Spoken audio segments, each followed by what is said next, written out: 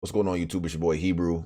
Welcome back to another video. Thank you so much for tuning in and joining me. I appreciate it sincerely and all that jazz. Much gratitude. But I just woke up and I see that CYBERPUNK 2077 on their official channel just launched Our Commitment to Quality video. Our Commitment to Quality video. And I believe, like I said, I just woke up. Pardon me for not hopping right on this and being awake to do so, but I'm here. And this is something I've been waiting for. It says, "Dear gamers," I believe this is the co-founders. It's straight out of the horse's mouth. So I'm assuming this is an explanation and apology straight out of the horse's mouth. It says, "Dear gamers, here's CD Projekt's co-founder's personal explanation of what the days leading up to the launch of CYBERPUNK 2077 look like, sharing the studio's perspective on what happened with the game." Yes, so I ain't been, I don't like all the Twitter rebuttals and debunking rumors and stuff on Twitter and all that. This is straight from the horse's mouth. This is what I've been wanting. So without further ado, this is probably something you've been wanting too. I just wanted to quickly break this down and get right into it. I don't want to interrupt too much. I want this to be a long video, but I don't know exactly what's going to be said. Full transparency, so just stick with me. All right, let's run it. Hey everyone, my name is Marcin Iwiński and I'm the co-founder of CDPR. When I started CDPR 25 years ago, one of its founding principles was honest and direct communication with gamers. When CDPR Red, the game development part of CDPR, was born, it added something important to that principle, the ambition to make the best games in the world. It became our mission and something that guided us up until now. Based on that legacy of genuine and honest communication, you've trusted us and pre-ordered our game. And despite good reviews on PC, the console version of CYBERPUNK 2077 did not meet the quality standard we wanted it to meet. I and the entire leadership team are deeply sorry for this, and this video is me publicly owning up to that. Please don't fault any of our teams for what happened. They all are incredibly talented and hardworking. Hold on.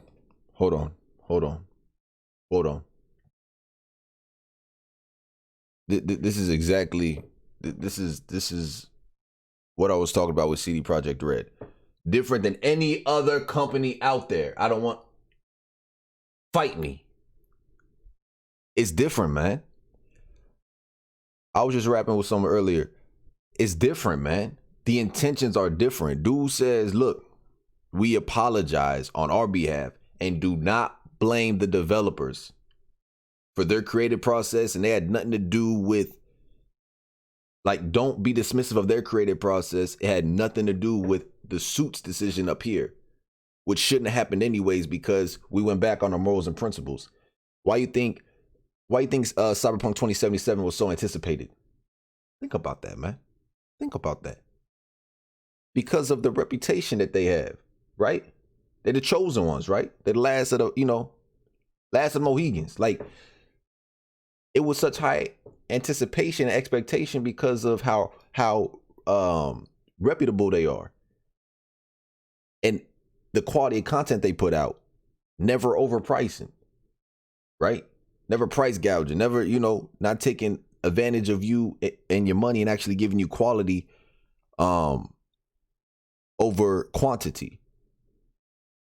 When you look at the Witchers, just looking at the Witcher series, and just looking at the Witcher 3, and looking at this DLC, you can compare Blood and Wine to Miles Morales, right? Paid less and got a heap of content.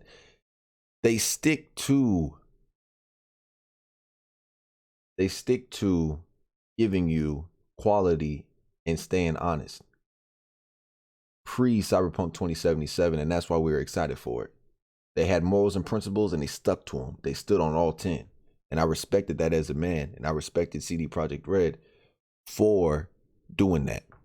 Now, forgive me. Let's get back to the video. Myself and the board are the final decision makers, and it was our call to release the game. Although, believe me, we never ever intended for anything like this to happen. I assure you that we'll do our best to regain your trust. Now I'd like to tell you how the situation looked like from the inside. Cyberpunk 2077 is huge in scope. And I'm not only talking about quests or things you see at first glance. I'm talking about a multitude of custom objects, interacting systems, and mechanics. In the game, everything is not stretched out over flat terrain where we can make things less taxing hardware-wise, but condensed in one big city and in a relatively loading-free environment.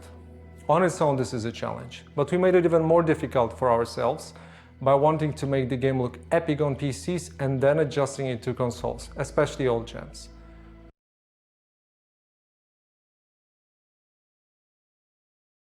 I mean, that much was always clear. Post-launch, that it seemed like this was tailor-made for high-performing PCs, and the Xbox and the PlayStation 4 base consoles didn't have a fucking chance. You know what I mean? But that's not how it was marketed. That's not what the PR was about. They had one hell of a press run, and that's not how it was marketed whatsoever. Which I think that's what they should have done. They should have just put it out on PC. Said, look, I know that, we made this promise years ago that it's going to be on base consoles, but, and I need to let the man explain himself, but just quickly, but what we're going to do is to give you the best experience, we're going to put it on PC since it's ready for PC. You can get away with that. And then 3 months from now, we'll give it to next gen. Give people a chance to get the next gen, or what we call now is current gen, next gen, current, whatever. The Xbox Series X and the PlayStation 5. That would have been the route to go. That was our core assumption. And things did not look super difficult at first. We knew the hardware gap. Instead of lying to people. But ultimately, I think that time has proven that we've underestimated the task. To give a concrete example, and the main culprit, we had to constantly improve our in-game streaming system for all gen consoles. Streaming is responsible for feeding the engine with what you see on screen, as well as the game mechanics. And since the city is so packed and the disk bandwidth of all gens is what it is, it constantly challenged us. Every change and improvement needed to be tested, and as it turned out, our testing did not show a big part of the issues you experience while playing the game. As we got closer to the final release, we saw significant improvements each and every day, and we really believed we would deliver in the final Day Zero update. Now let's talk about the review process. We started sending our PC review keys in the first days of December. On launch day, December 10th, we hit the ground running with a really good start on PC. While not perfect, it's a version of Cyberpunk we are very proud of. At the same time, we're fighting for quality on all-gen consoles till the very last moment.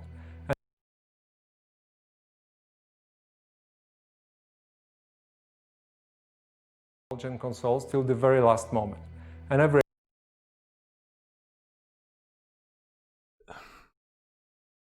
Now, this is the part that confuses me. He says, up till the very last moments, we were fighting for it to work properly and run what we know now is subpar quality on last-gen consoles. But they put out a statement. They announced, they just said, they simply said that it runs great on last-gen consoles. We're having a problem actually with next-gen. Optimization for next gen. It runs great on PlayStation 4, Xbox One X. It runs great on these.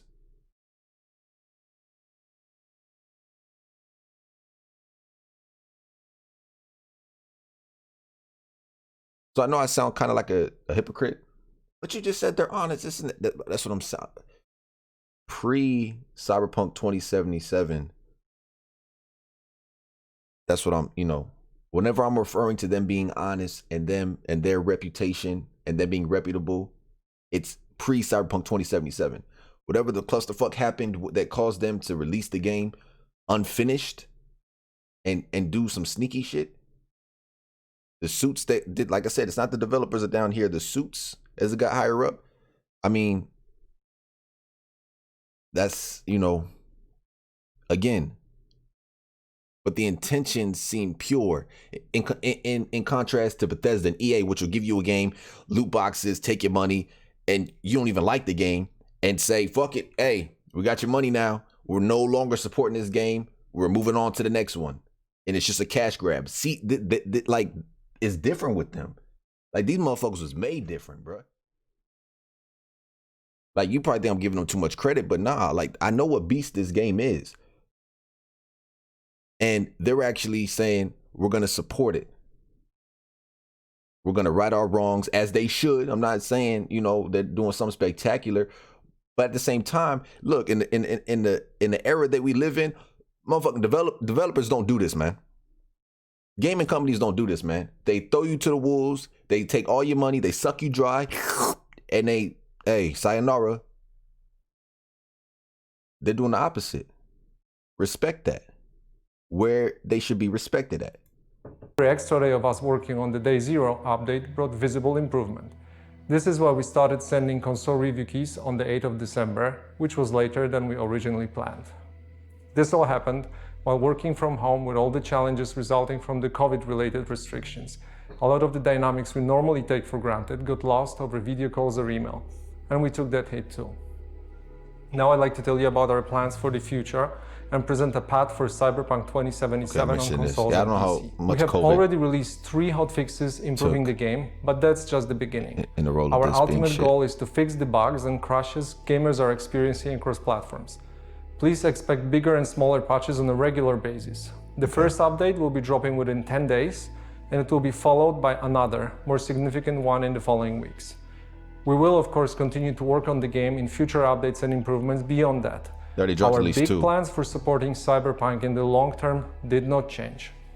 As for the free DLCs, our initial plan was to deliver them just after the release, much like we did with The Witcher 3. We decided to focus on the most important fixes and updates first, and yes! Come on now! Why am I getting hype about this? I just love the honesty, man. I love the transparency. I love it. I love it. I know they fucked up. But I don't know. I'm seeing redemption. Look at this. Release. Look. So this is one of the things that I was hoping that they would do, right? Instead of, I was upset about the content that was dropped. Let's start here. First, we're looking at DLC coming out for this game. Like, okay, there's going to be DLC. Damn, man, that's getting postponed now because of this missing, we already got missing features of the game. And then, damn, missing features. Then we got bugs in the game. Like, what do we tackle first? I'm like, first. And now you got bugs. Then you got, damn, the game isn't even playable. It's unplayable on certain consoles. And for most people. Okay. So what you need to do, CDPR, is make it playable first. That seems to be obvious. Let's make it playable. After we make it playable, then let's re-add the features that we took out. Right? And we may not see that till the game is fully optimized for current gen. Then we add the features. After that, then we start talking DLC. Multiplayer, I don't even want to. We're not even,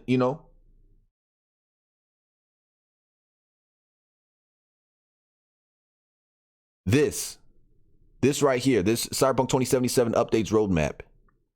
Free DLCs. Free next-gen console update. Yeah, it should be, the optimization should be free. Patch 1.2, 1.1, I'm going backwards here. In 2001, in 2021, and then you got the hot fix. So that's the 3 hot fixes they had already dropped. So I thought it was, yeah, that's why I said at least 2, but it was 3. This, there's hope. Hey, they may still be the chosen ones, baby. They may just got mixed in with the wrong crowd. We'll be releasing the DLCs afterwards. Expect more information in the upcoming months. For those of you playing on next-gen consoles in back compatibility, you can still expect the free next-gen update for Xbox Series consoles and PlayStation 5 arriving in 2021. We are aiming at the second half of the year. I'd like to end this video by assuring you that we treat this entire situation very seriously and are working hard to make it right. I bet you guys can see that, huh? I'll go here.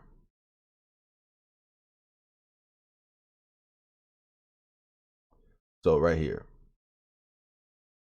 is the full release. right? This is the roadmap that they had right there. Cyberpunk 2077 updates roadmap. So sorry about that you couldn't see that, but it's the release. You got the hot fixes,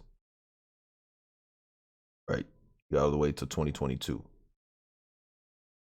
So re-looking at this, like, yeah, it's disappointing because we're not getting the full game until probably the end of next year. If I'm being completely transparent, that's my opinion.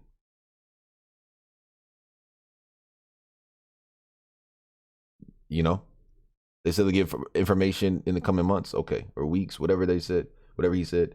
I bet that up. In 2021, we are aiming at the second half of the year. I'd like to end this video by assuring you that we treat this entire situation very seriously and are working hard to make it right. The guiding principles of our company are still core to what we do. We still want to make amazing games and have an open communication with you, our players. Stick to your morals and principles, stick to the transparency, keep communicating. Work hard on making sure you enjoy Cyberpunk 2077 regardless of platform. Don't be like Rockstar, Beyond be silent. Cyberpunk, we have many plans for the future, which we'll share more about when we're ready. Thank you for taking the time to watch this video. All right, so that's that. That's that. Yeah, man.